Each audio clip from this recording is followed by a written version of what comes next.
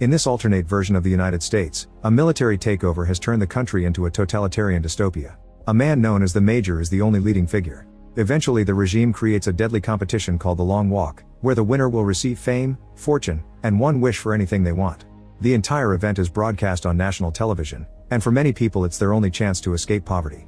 Volunteers sign up for the competition and a lottery chooses 50 to compete. The only competitor from the state of Maine is Ray, who is being taken to the event by his mother Ginny.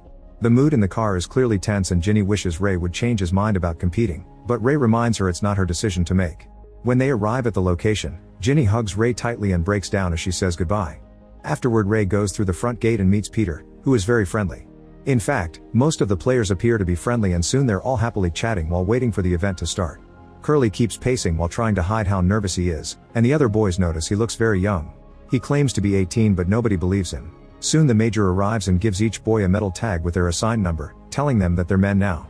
Then he gives a speech, reminding them that the Long Walk was created to inspire and reintegrate the value of work ethic in a country that has been struggling financially since the war. Every year after the event there's a spike in production, so the Major truly thinks this works and the nation's problem is just laziness. While he talks, the competitors are given bracelets that will measure their speed. Next the Major goes over the rules. Everyone must walk until there's only one person left and there's no finish line. They have to keep a speed of 3 miles per hour, and if they fall below that, they get a warning. If they can't make speed in 10 seconds, they get another warning. At 3 warnings, they'll be shot. Stepping off the pavement will get them shot without warning. The Major ends his speech by making everyone cheer and shoots his gun in the air to officially start the competition. The boys start walking and military trucks follow them down the road as they record everything. The area is empty and bleak because crowds are only allowed on the final stretch. At the beginning only those who live near the road can come out to watch. A cop salutes as the boys pass by and an annoyed Gary gives him the finger before spitting on the ground. At first everyone is serious and concentrated, but by mile 5 many of the boys are chatting. Stebbins slows down a little and immediately gets a warning, so he fixes his speed. The other boys wonder if it was a strategy to test the limits. Gary has to stop walking when he feels a rock in his shoe and soon the soldiers are giving him the warnings. After the 3rd warning a soldier gets ready to shoot, but Gary puts the shoe back on just in time to keep moving. The other boys think he's an idiot but Gary claims he did it to get some rest. By mile 7, the boys are chatting about the prize. Arthur admits he's only here for the money but Ray says there are more important things. The other boys are skeptical so Ray explains by going on a rant about the system. The government makes them believe they're volunteering to participate, but actually the system has made them so poor and desperate that they're here because they have no better choice. Some of the boys think it's not a good idea to talk negatively about the Long Walk on camera, but Peter is impressed and agrees they should use the money to help people. Then Peter lights a cigarette. Hank warns him that it's a bad idea, but Arthur asks him to share. Their teasing is interrupted by Richard pushing through. He's writing down everyone's names and numbers because he wants to write a book about the Long Walk that will make him famous. Peter thinks it's dumb because if he wins, he'll already be rich and famous. Sometime later Curly yells in pain because he feels a cramp in his legs. He starts to slow down and the soldiers warn him, so Ray helps Curly walk while he and Peter keep encouraging him with words. Feeling motivated, Curly tries to keep moving on his own, but the pain is too much and he collapses on the ground. After the 3rd warning, a soldier shoots Curly in the head. The shock causes Ray to slow down and he receives a warning too, so Peter pushes him to move faster. Moments later the Major appears on the road with a speech for Curly, saying that a comrade has fallen and he must be remembered fondly for his bravery. Ray asks a soldier for a refill for his canteen and touches the man's gun in the process as a way to knock on wood. When Peter needs to relieve himself, he just pees in the middle of the road.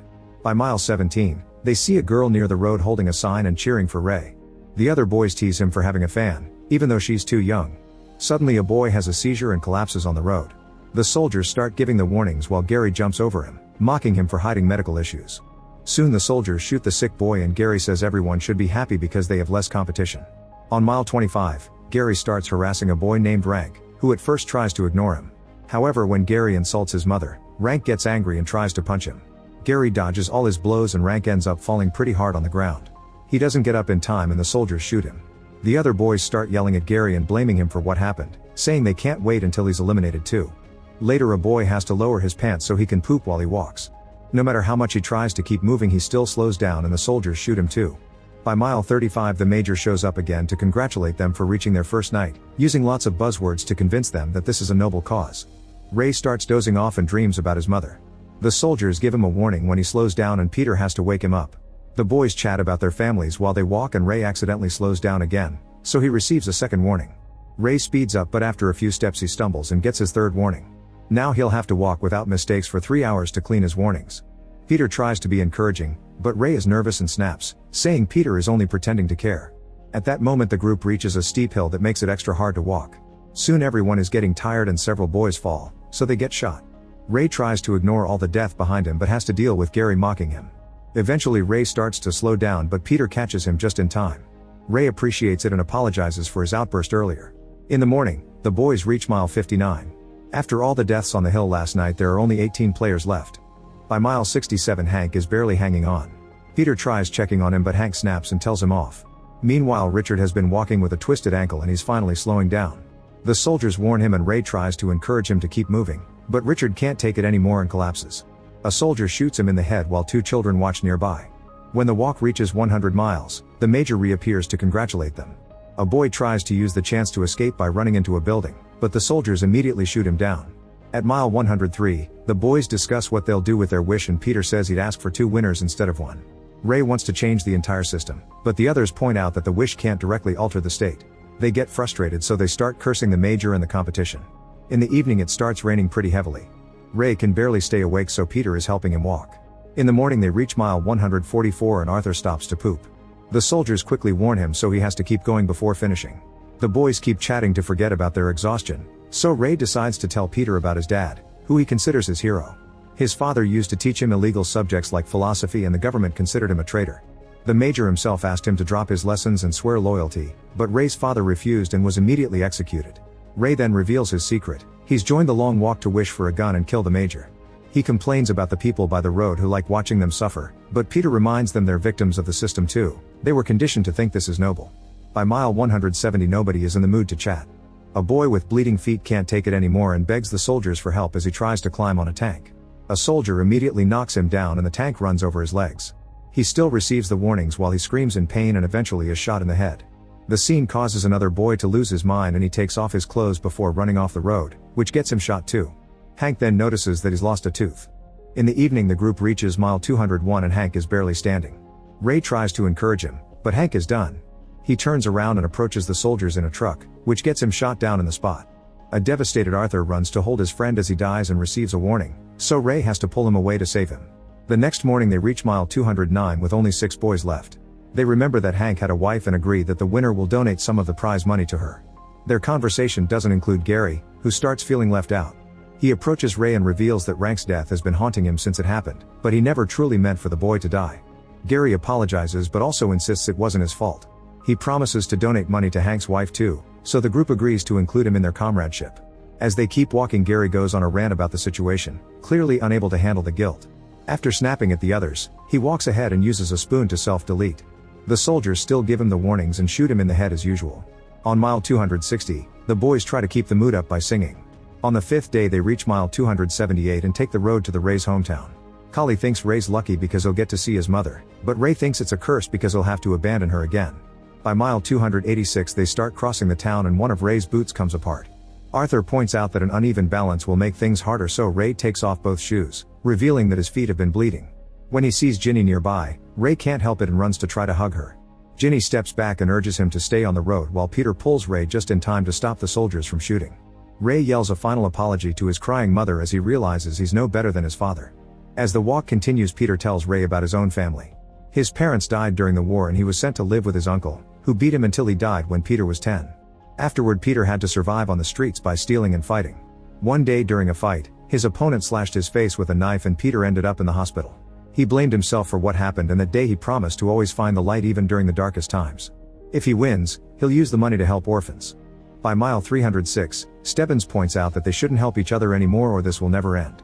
The others agree even if it makes them feel awful.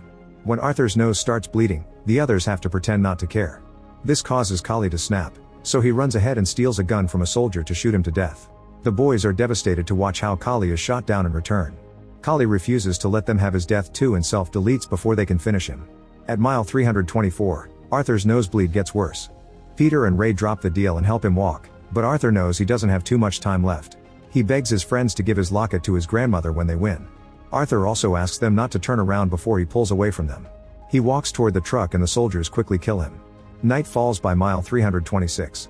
The 3 final players cross a bridge while the major keeps talking to them. Ray is annoyed and starts insulting him, but the major isn't bothered. He thinks those are the killer instincts needed by a winner.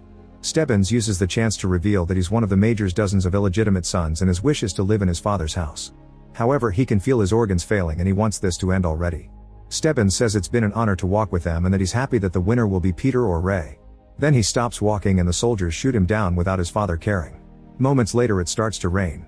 Ray admits he used to be afraid of death, but after seeing so many boys die, he isn't afraid anymore because this moment is important. By mile 331 the duo reaches a town where a huge crowd is cheering for them.